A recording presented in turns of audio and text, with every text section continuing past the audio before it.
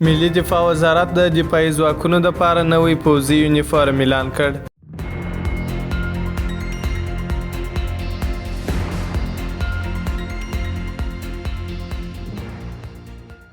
درنو لیدونکو، وحید الله بشردوست ملا یاران تلویزیون څخه پام راړوم یو مهم خبر ته.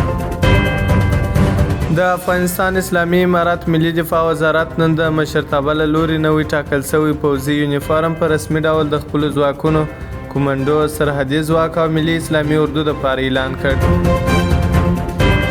دغه غونډه چې نن د ملي دفاع وزارت په تالار کښې جوړه شوې وه، د وسلوال پوځ لوی درستیز کاري محمد فصیح الدین فطرت د یاد وزارت یو شمېر رئیسانو او د مرکزي قطاعتو قومندانانو پکښې ګډون کړی و. د وسلوال پوځ لوی درستیز کاري محمد فصیح الدین فطرت د نوي یونیفورم په اړه وویل: یونیفورم یا ځانګړی لباس د نظم، انضباط او هویت لپاره په ځواکونو کې ویشل کیږي. موږ باید دغه نظم په بشپړ ډول مراعات کړو. نوی یونیفورم د یووالي او وحدت سمبول دی او هغه کسان چې په وسلوال پوځ کې شاملیږي باید د هیواد د دفاع ژمنتیا خپل شعار وګرځوي. یونیفرم یا لباس خاص که نیروهای نظامی ما او را به تن میکنند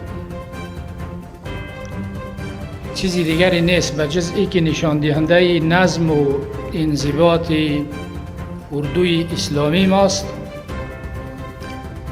نماد هویت و وحدت و عزت و عظمت و دبدبه و شان و شوکت اردوی اسلامی ماست و ای که همه اردوی ما، بخشی از اردوی ما یا بخش‌های از نیروهای مسلح ما با لباس خاص، با رنگی از لباس خاص ملبس می شوند و مأمور می شوند که از اون نوع لباس استفاده بکنند و از غیرش نه.